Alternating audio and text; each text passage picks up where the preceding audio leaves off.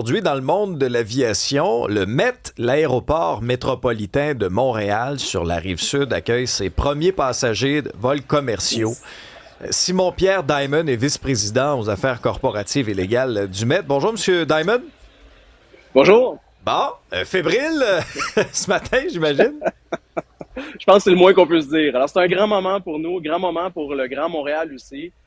Enfin, Montréal a son deuxième aéroport. Ça va grandement servir les citoyens, les habitudes de voyage. Alors, ça promet être une belle expérience et ça fait 3 ans qu'on travaille ça, d'arrache, beaucoup d'efforts avec beaucoup de gens. Alors, c'est émotif pour tout le monde aujourd'hui. Bon, vous commencez ça de quelle façon, là? Le premier vol, expliquez-nous un peu de manière protocolaire comment ça va être souligné. Oui, ben en fait, on a quelques vols vers les Maritimes là, ce matin. Alors, Nouveau-Brunswick, on a aussi un vol vers les Îles-de-la-Madeleine. D'ailleurs, l'embarquement vient de se terminer derrière moi. Le vol inaugural, là, celui qui attire l'attention, ce sera un vol de Porter Airlines vers Vancouver avec un Embraer flambant neuf. Et c'est la coutume dans le milieu aéroportuaire de faire un arche d'eau avec des camions de pompiers. Alors, l'avion va circuler en dessous de l'arche d'eau. Ça sera disponible pour les médias. Et effectivement, suite à quoi, on a une coupure de ruban ici dans le terminal. Comment vous voulez vous positionner là, par rapport à l'aéroport Montréal-Trudeau? Quelle sera votre niche? Oui, c'est une excellente question parce qu'essentiellement, nous ne sommes pas des concurrents d'aucune façon. Alors, l'aéroport métropolitain de Montréal, c'est un aéroport qui est complémentaire. Notre niche, c'est des avions monocouloirs. Alors, même si la piste est assez grande, qu'on aurait pu avoir des gros porteurs, c'est pas le choix qui a été pris. On a tout construit le projet, autant les pistes, les voies de circulation que le terminal, pour accueillir des avions monocouloirs. Alors ça dans le jargon, on appelle ça des narrow body. On rentre, là, il y a un seul corridor et des sièges de chaque côté. C'est des avions qui sont beaucoup plus silencieux, beaucoup plus efficients sur le plan de la consommation d'essence. Et aujourd'hui, ils ont des performances incroyables. Alors, on se rend à Vancouver avec ça sans problème. C'est ce qu'on veut faire. Et pas de connexion non plus. Les gens n'aiment pas les connexions. On veut faire des vols directs. Alors, le MET, c'est un aéroport secondaire avec des avions monocouloirs qui ne dessert que des vols directs. C'est ça notre niche. Pour l'expérience client, là, parce que, bon, pour voyager un peu, j'imagine les gens qui nous écoutent aussi, on a toute une petite anecdote là, avec Montréal-Trudeau où des fois, il y a eu des petits irritants. Là. Je regarde derrière vous, ceux qui nous écoutent à la télé, sur Cube. C'est très beau, c'est très spacieux. Quelle offre de service vous allez nous offrir là, pour rendre notre expérience client agréable? Oui. Mais j'ai hâte que les gens le laissent parce que ça frappe aux yeux. Effectivement, les accès sont plus faciles. Alors, on n'est pas enclavé. On a plusieurs ponts, plusieurs autoroutes. Il y a plusieurs options pour accéder à l'aéroport. On a aussi une navette express qui est le Medbus qui relie le métro Longueuil directement au débarcadère. Alors, pour les gens, là, c'est bien simple. Dès que tu es au centre-ville de Montréal, tout l'est de l'île de Montréal, c'est beaucoup plus vite de venir au Met que d'aller dans l'ouest de l'île.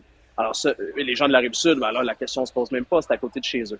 On va dire aux gens d'arriver à peu près une demi-heure avant l'embarquement. Alors, ça promet d'être rapide, efficient. Une fois qu'on se retrouve dans l'aire d'attente, dans le lounge, alors si vous avez eu les images déjà, et je pense que ça circule à votre antenne, ben, c'est extrêmement spacieux, très, très luxueux, des grands sièges de cuir. Alors, en termes de qualité de l'expérience, tout est mis en place pour que ça soit rapide, confortable, plus silencieux. Alors, je pense que, je vais pas copier un slogan, mais l'essayer, ça va être l'adopter.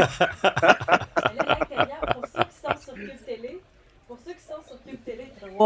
ceux qui sont sur Cube Télé, on regarde l'intérieur, ça ressemble quand on arrive dans le REM. Est-ce que vous pensez qu'il y aura un meilleur taux de succès? Je pense que oui, dès la première année, on s'attend à 1 million de passagers. C'est un terminal qui peut accueillir 4 millions de passagers. On n'est pas dans le même business, ceci étant dit. Hein? C'est-à-dire, je pense que les deux projets sont nécessaires pour l'avenir de la métropole. Nous, ici, on a une niche. On est là pour servir. Ça promet une belle expérience, des vols domestiques. Alors des gens qui vont pouvoir aller d'Halifax à Vancouver. Et oui, on est très confiants parce que ça fait 3 ans qu'on travaille très, très fort. Et puis, autant avec la population, on a travaillé. C'est du financement privé. On est dans les temps. Alors, oui, je pense qu'on peut dire très clairement, ça promet une belle expérience. On est très heureux, très excités. Simon-Pierre Diamond, vous êtes vice-président aux affaires corporatives et légales du MET, cet aéroport, donc Montréal métropolitain. Bon succès! Mais c'est un plaisir. Au revoir.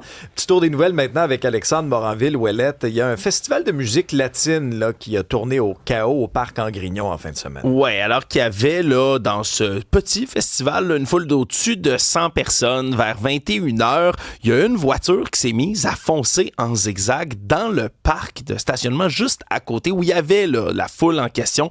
On voit d'ailleurs là, quelques images qui ont été rapportées à nos collègues de TVA Nouvelles où on voit là, vraiment là, une cavalcade de gens qui courent autour complètement paniqués. Heureusement, là, on parle d'aucun blessé dans cette histoire-là, bien qu'il aurait pu en avoir. Là, on se comprend que tu peux te faire piétiner par une foule rapidement là, quand ce genre de situation-là arrive. Une voiture qui zigzaguait à tel point qu'elle est passée, le frôler des agents du SPVM qui étaient sur place, qui ont ouvert le feu en direction du véhicule. Je veux dire, dans un endroit bondé, c'est rare qu'on va utiliser comme ça là, la force létale. Heureusement, personne n'est décédé. Le conducteur, lui, s'est immobilisé. Un jeune de 18 ans qui était au volant de cette voiture-là. Il va comparaître plus tard. Le Canada veut resserrer l'accès aux réseaux sociaux pour les mineurs. Le Royaume-Uni aussi?